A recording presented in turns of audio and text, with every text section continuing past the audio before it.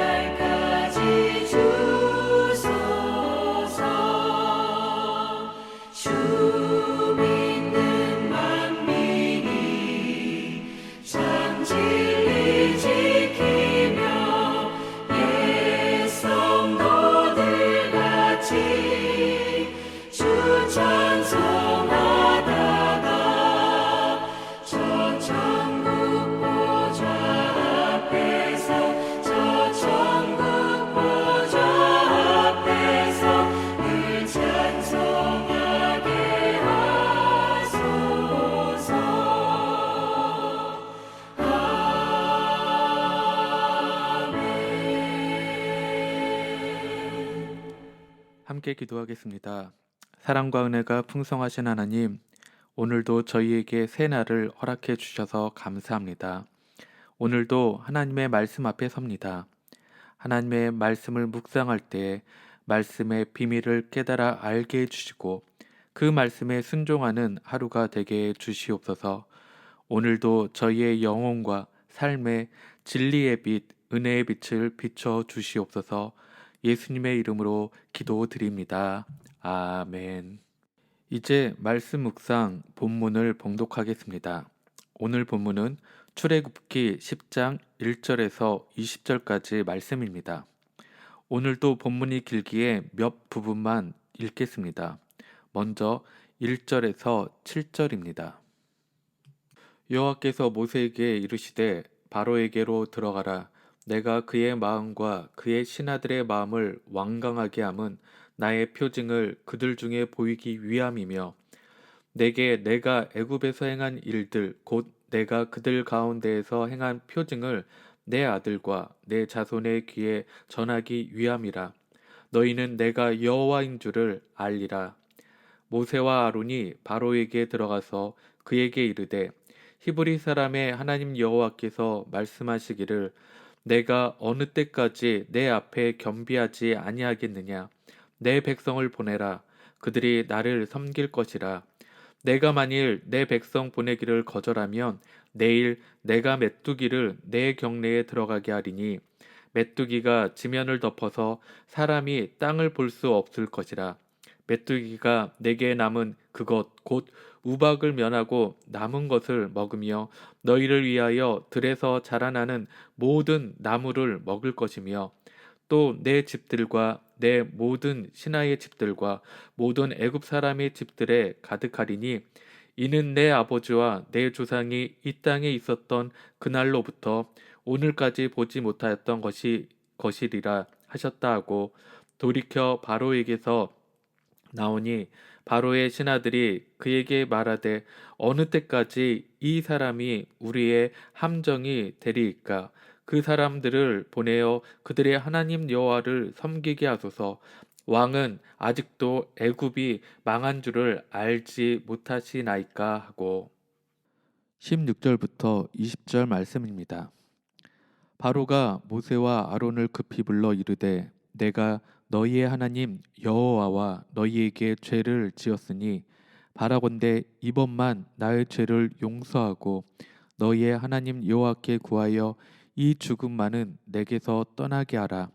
그가 바로에게서 나가서 여호와께 구하매 여호와께서 돌이켜 강렬한 서풍을 불게 하사 메뚜기를 홍해에 몰아넣으시니 애굽 온 땅에 메뚜기가 하나도 남지 아니하리라. 그러나 여호와께서 바로의 마음을 완악하게 하셨으므로 이스라엘 자손을 보내지 아니하였더라. 아멘. 함께 봉독한 출애굽기 10장 1절에서 20절까지의 전체 줄거리가 무엇인지 살펴보겠습니다. 하나님의 능력은 재앙이 거듭될수록 더욱더 강하게 드러났습니다. 우박재앙은 바로와 그 신하들에게 생명의 위협을 주며 내가 범죄하였다. 여호와는 의로우시고 나와 나의 백성은 악하다. 내가 너희를 보내리니 너희가 다시는 머물지 아니하리라는 고백을 하게 합니다. 그만큼 끔찍한 것이었습니다. 그런데 이번에도 바로는 그 우박재앙이 멈추자 다시 범죄하여 마음을 완악하게 하며 이스라엘 백성을 내보내지 않았습니다. 하나님은 그렇게 하실 것을 알고 계셨습니다. 그것은 하나님의 계획 가운데 있는 것이었습니다. 하나님은 바로와 그의 신하들의 마음을 완강하게 하여 하나님의 표징을 그들에게 보이며 또 이스라엘 백성들에게 또 그들의 자녀들에게 하나님이 어떤 분이신지 알게 하길 원하셨습니다. 그래서 다시 모세와 아론을 바로에게 보내십니다. 그리고 8번째 재앙인 메뚜기 재앙을 예고하게 하십니다. 예고된 메뚜기 재앙은 우박 재앙보다 더 끔찍한 것이었습니다. 우박 재앙 가운데 그나마 남아있던 곡식과 채소들을 이 메뚜기들이 싹 다 먹어치울 것이며 모든 애굽의 온 집안이 메뚜기 떼로 가득 차게 될 것임을 예고한 것입니다. 조금 남아있던 생존의 마지막 희망까지 이제는 절망으로 바뀌게 될 것입니다. 하나님께서는 모세를 통해서 바로에게 내 백성을 보내라 라고 계속해서 요구하고 계십니다. 하지만 바로의 완악함으로 인하여 메뚜기 재앙이 애굽 땅에 임하게 됩니다. 그런데 지금까지 바로에게 복종하던 바로의 신하들의 반응은 좀 다릅니다. 그들은 모세와 아론으로 인하여 애굽 사람들이 고통을 당하고 있다는 사실을 알았습니다. 그래서 왕은 아직도 애굽이 망한 줄을 알지 못하시나이까라고 반문을 하면서 그들을 보내라고 바로에게 말합니다. 그러자 바로는 모세와 아론을 불러 타협안을 제시합니다. 바로는 이스라엘 백성들에게 절기를 지킬 것을 허락하지만 장정들만 가기를 원했습니다. 바로는 이스라엘의 부녀자와 자녀들을 볼모로 잡아두려는 계략이었습니다. 바로는 끝까지 하나님과 대등한 관계에서 협상하려고 안간힘을 쓰는 것입니다. 하지만 하나님은 결코 협상의 대상이 되실 수 없습니다. 하나님은 바로의 타협안을 거절합니다. 왜냐하면 하나님의 구원은 이스라엘 백성들에게 주어진 언약에 근거하기 때문에 어린아이를 포함한 모든 백성들에게 주어진 것이기 때문입니다. 메뚜기 재앙은 애굽의 모든 식량을 앗아갔고 바로가 애원하며 목숨을 구걸할 만큼 심각했습니다. 결국 이 엄청난 재앙 앞에서 바로는 자기의 잘못을 인정할 수밖에 없었습니다. 바로는 자신의 죄에 대한 용서를 구하고 하나님께 간청을 합니다. 그러자 하나님께서 메뚜기 떼를 홍해에 몰아 넣으십니다. 바로는 자신의 문제가 사라지자 그의 마음은 완악해져서 이스라엘 자손을 보내지 않았습니다. 그럼 오늘 본문에 나타난 하나님은 어떤 분이십니까? 우리 하나님은 모든 역사의 주관자이십니다. 오늘 본문 1절과 2절 말씀을 읽겠습니다. 여호와께서 모세에게 이르시되 바로에게로 들어가라. 내가 그의 마음과 그의 신하들의 마음을 완강하게 함은 나의 표징을 그들 중에 보이기 위함이며 내게 내가 애굽에서 행한 일들 곧 내가 그들 가운데에서 행한 표징을 내 아들과 내 자손의 귀에 전하기 위함이라. 너희는 내가 여호와인 줄을 알리라. 아멘. 출애굽과 열 재앙을 통해 하나님이 나타내시고자 하는 목적은 분명하게 말씀하십니다. 너희는 내가 여호와인 줄을 알리라. 바로 이것입니다. 여호와라는 이름의 의미는 약속의 하나님입니다. 모세에게 나타내 주신 여호와는 이스라엘을 구원하려 하시는 그가 조상들에게 나타나셨던 그 하나님이시라는 것입니다. 스스로 계신 하나님이시면서 그의 약속을 신실히 지키시는 하나님입니다. 조상들에게 하신 약속대로 출애굽을 시켜주시는 분이십니다. 또 이 여호와라는 이름은 존재한다라는 뜻을 가지고 있습니다. 그래서 여호와라는 이름은 과거부터 시작해서 현재 그리고 미래에 걸쳐 영원히 존재하시는 분이라는 뜻이 있습니다.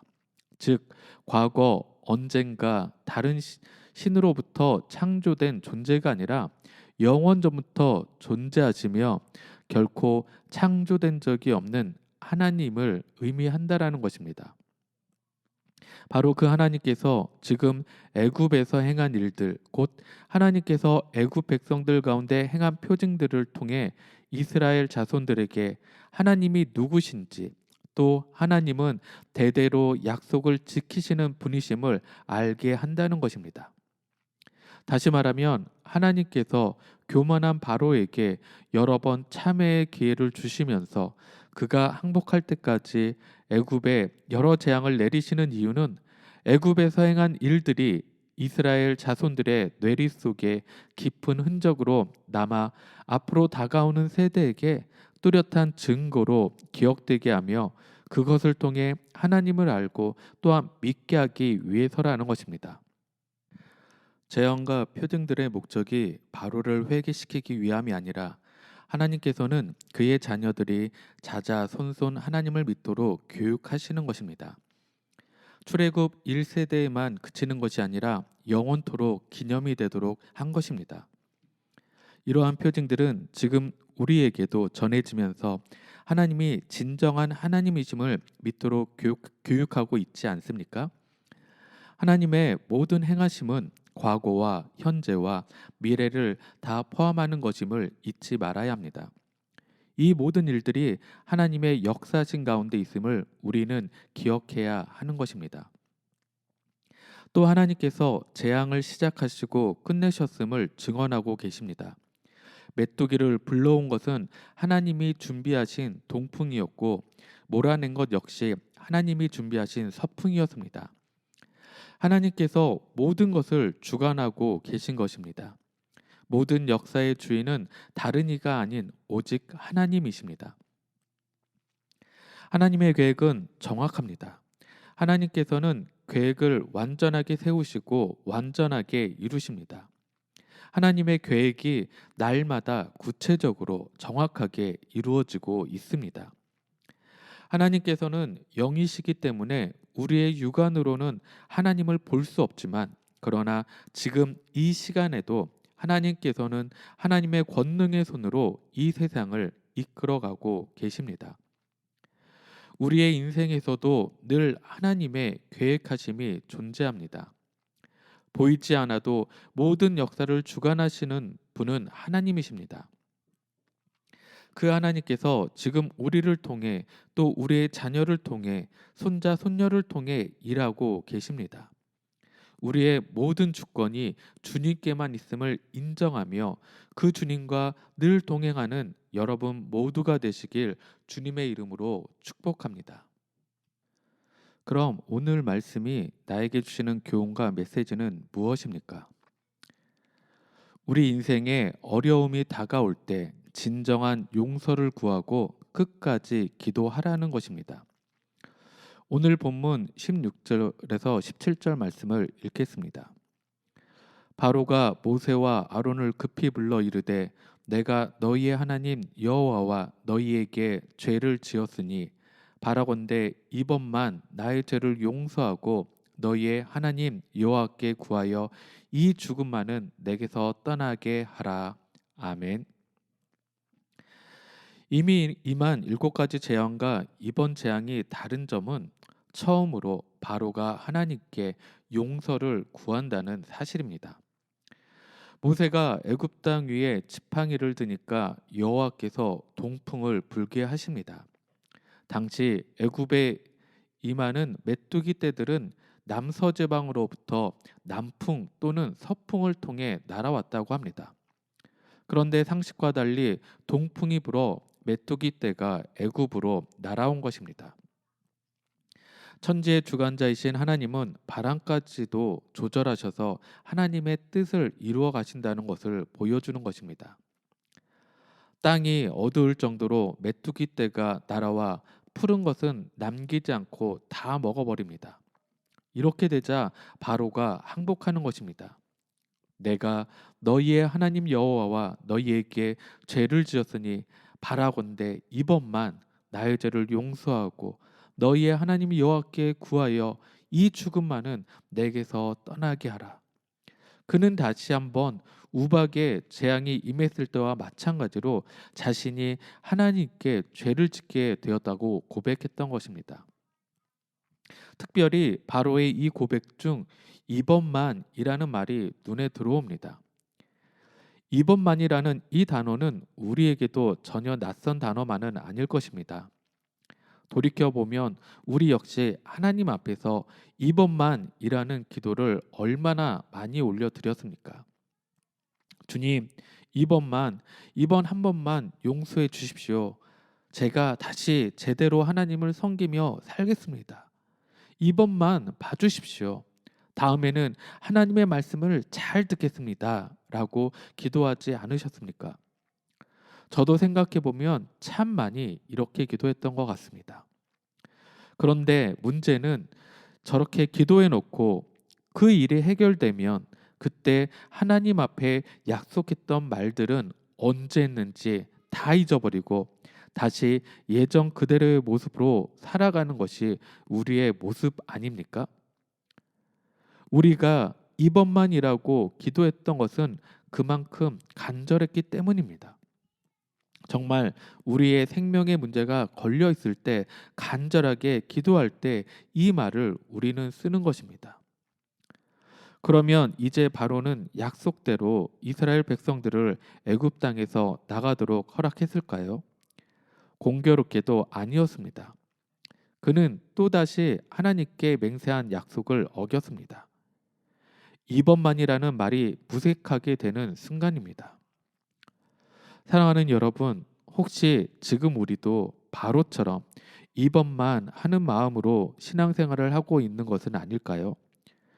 우리가 살면서 가장 힘들고 어려웠을 때 하나님께 어떻게 기도했습니까? 이번만 살려주시면 내가 이제 평생 주님을 섬기며 살겠노라고, 주님께 헌신하는 삶을 살겠다고 기도하지 않으셨습니까? 그렇다면 그 기도한 대로 지금 주님을 바르게 섬기며 살고 있습니까? 주님께 헌신하며 삶을 주님의 영광을 위해서 드리고 있습니까? 진정한 회개는 돌이키는 것입니다. 삶의 자리를 바꾸는 것입니다. 내 중심에서 하나님 중심으로, 나의 영광이 아니라 하나님 영광을 위해 사는 것입니다. 바로처럼 그 한 번의 위기를 모면하기 위해 거짓으로 기도하는 것이 아니라 진정한 용서를 구하며 끝까지 기도함으로 나아가는 것입니다. 우리를 구원하신 하나님, 우리에게 가장 좋은 것을 허락하시는 하나님, 나의 힘이 되시고 나의 반석이 되시는 하나님, 그 하나님만을 붙들고 간절히 기도하면서 더욱 주님의 말씀에 순종하고 헌신할 수 있는 우리 모두가 되기를 주님의 이름으로 축원합니다. 함께 기도하겠습니다. 사랑과 은혜가 풍성하신 하나님, 오늘도 우리를 주님의 말씀 앞으로 이끌어 주시고 그 말씀으로 깨닫게 해주시니 진심으로 감사드립니다. 우리를 구원하시고 우리의 삶을 이끌어 가시는 주님께 우리가 늘 진심으로 엎드리게 하시고 더욱 주님의 말씀 가운데 순종하며 헌신하는 삶을 살 수 있도록 주님 도와주시옵소서. 또한 우리뿐만 아니라 우리의 자녀, 다음 세대들까지 계속해서 주님을 알아가게 하시고 주님을 온전히 섬기는 자 될 수 있도록 역사하여 주시옵소서. 이제는 주 예수 그리스도의 크신 은혜와 하나님의 놀라우신 사랑하심과 성령의 감화 감동 교통하심이, 하나님만이 모든 역사의 주관자이심을 믿고 그 믿음이 다음 세대에 흘러갈 수 있도록 늘 가르치며 우리의 기도가 진정한 기도로 끊이지 않게 늘 주님만 붙들고 살아가기로 결단한 사랑하는 모든 성도들 머리 위에, 그들의 가정과 생업 위에 지금부터 영원토록 함께 하시길 축원하옵나이다. 아멘. 이 시간 찬양이 연주되는 동안 오늘 주신 말씀과 기도 제목을 가지고 믿음으로 함께 기도하겠습니다. 첫째는 우리의 기도 가운데 진정한 용서가 있게 하시고 끝까지 기도하는 힘을 주시도록, 둘째는 모든 역사의 주관자이신 주님께서 우리와 다음 세대까지 굳건한 믿음을 주셔서 끊임없이 주님을 알아가며 그 가운데 승리하는 삶을 살 수 있도록, 셋째는 우리 영락 공동체와 성도 한 사람 한 사람을 평강으로 지켜주시고 평온한 일상을 속히 회복해 달라고 기도하겠습니다. 그리고 중보기도가 필요한 우리의 부모, 형제, 이웃, 또 선교주와 선교사님들을 위해 이 시간 함께 기도하겠습니다.